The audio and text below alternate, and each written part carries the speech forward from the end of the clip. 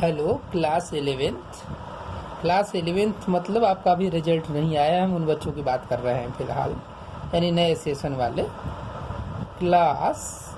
ये आपके पास क्लास 11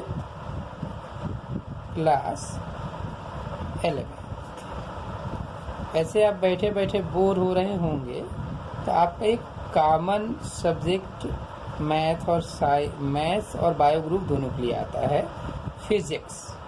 और फिजिक्स के बारे में हम आपको आज कुछ बताते हैं, वो है डायमेंशंस। ये डायमेंशंस आपके बारे में पढ़ना है और मेन यही है, फर्स्ट चैप्टर का लास्ट पॉइंट है ये। बट एग्जाम में आपसे यही पूछा जाता है कि right the dimension of force, work, anything, कुछ भी। तो अब ये डायमेंशन लिखा कैसे जाए, तो देखिए कुछ फंडामेंटल यूनिट होती हैं। जैसे आपके पास हो गया मास, ये मास है। तो मास की जो यूनिट होती है आपके पास वो केजी होती है, और इसकी जो डायमेंशन होती है वो कैपिटल एम होती है, और इसे लार्ज ब्रैकेट में ही लिखा जाता है। और इसके बाद सेकेंड फंडामेंटल यूनिट आपके पास आता है लेंथ। ये फिजिकल क्वांटिटी है, this is the physical quantity और दिस इज द यूनिट। ये फंडामेंटल के बारे में पढ़ रहे हैं जो खुद पे इटसेल्फ डिपेंडेबल है। इन्हीं को हम लोग फंडामेंटल कहते हैं। 7 होती हैं। फिलहाल हम अब डायमेंशन पर ध्यान दे रहे हैं आपको, तो आप डायमेंशन के बारे में पढ़िए। लेंथ GTH बहुत दिन से छोड़ दिया होगा आप लोगों ने पढ़ना, इसलिए आप पहले ही पढ़िए। और लेंथ आपके पास, लेंथ को किसी मेजर करते हैं हम लोग मीटर से। लेंथ को किसी मेजर करते हैं हम लोग मीटर से। और यल फॉर लेंथ, तो इसकी डायमेंशन कितनी हो जाएगी, यल। ये फिजिकल क्वांटिटी से डायमेंशन लिया गया, फर्स्ट लेटर आपका, यूनिट से नहीं। इसके बाद जबकि ये है कि यूनिट पर डिपेंड करती है डायमेंशन है, डायमेंशन से आप यूनिट लिख सकते हैं आराम से, अगर भूल गई तो। इसके बाद थर्ड फंडामेंटल आपके पास है, फंडामेंटल क्वांटिटी टाइम। ये टाइम है आपके पास। टाइम आपके पास क्या है, टाइम को आप सेकेंड यूनिट जानते हैं, और इसकी डायमेंशन जो आपके पास होती है वो कैपिटल T होती है। बात है कि अभी आप जो है ल्यूमिनस इंटेंसिटी पढ़ेंगे, टेम्परेचर पढ़ेंगे और करंट पढ़ेंगे, है ना। ल्यूमिनस इंटेंसिटी, करंट, देखिए टेम्परेचर, ऐसे बता देते हैं। फंडामेंटल यूनिट आपके पास जो है टेम्परेचर आपके पास जो है हम लोग केल्विन में मेजर करते हैं, केल्विन में। ये आप सोचेंगे कि तो डिग्री सेल्सियस में भी मेजर किया जाता है, लेकिन हमसे SI यूनिट से ही मतलब है।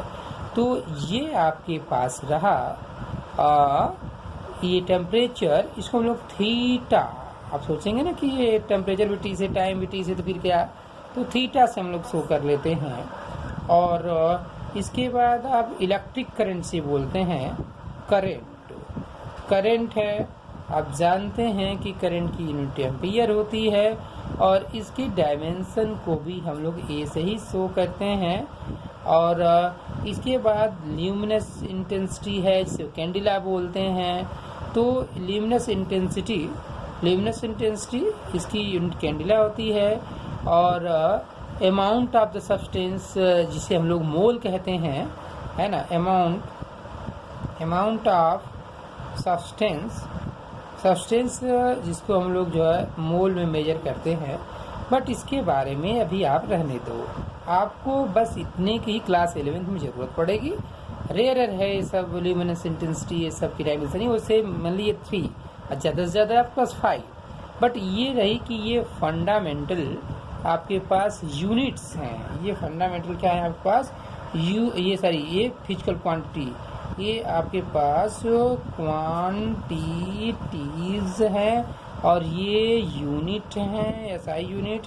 और इसके बाद ये आपके पास जो है डायमेंशंस हैं, ये डायमेंशंस हैं। तो इस तरह से आप जो है डायमेंशन के बारे में आप जान रहे हैं। अभी अब थोड़ी देर पहले हम बात कर रहे थे आपसे कि हम फोर्स की जो है डायमेंशन लिखेंगे, तो फिर फोर्स की डायमेंशन लिखेंगे तो सपोज आप, और फिर हम फोर्स की बोलेंगे, फिर एक्सेलरेशन की बोलेंगे, फिर वेलोसिटी की बोलेंगे, तो कैसे लिखेंगे डायमेंशन, और डायमेंशन से यूनिट कैसे जान जाएंगे। तो आप जो है पहले हम स्टार्ट करते हैं वेलोसिटी, है ना। वेलोसिटी ये है आपके पास वेलोसिटी, और वेलोसिटी का फार्मूला जानते हैं, डिस्प्लेसमेंट अपान क्या जानते हैं आप, डिस्प्लेसमेंट अपान टाइम। और अगर वेलोसिटी की जगह स्पीड होता तो डिस्टेंस अपान टाइम। तो आप जानते हैं कि displacement is also known as distance, और डिस्टेंस मतलब लेंथ, और लेंथ की डायमेंशन क्या है, यल। तो आप यहाँ कैपिटल यल लिखेंगे, और फिर नीचे टाइम है, टाइम की डायमेंशन लिखेंगे। जब कोई पावर है तो 1 पावर तो रहता ही रहता है, तो आपके पास ये यल, जब ये 1 पावर जो ऊपर जाएगा तो कितना हो जाए मैथमेटिकली, -1 हो जाता है, तो यल टी -1 हो गया। ऐसा आपने देखा। सेकेंड पॉइंट आपके पास हम बात करेंगे कि डायमेंशन ऑफ द क्या, acceleration, dimension of the acceleration आप जानते हैं चेंज इन वेलोसिटी। क्या भाई, चेंज इन वेलोसिटी, चाहे चेंज इन वेलोसिटी हो चाहे वेलोसिटी हो है, तो वो वेलोसिटी आपके पास, यानी उसी डायमेंशन ऊपर हम लिख चुके हैं।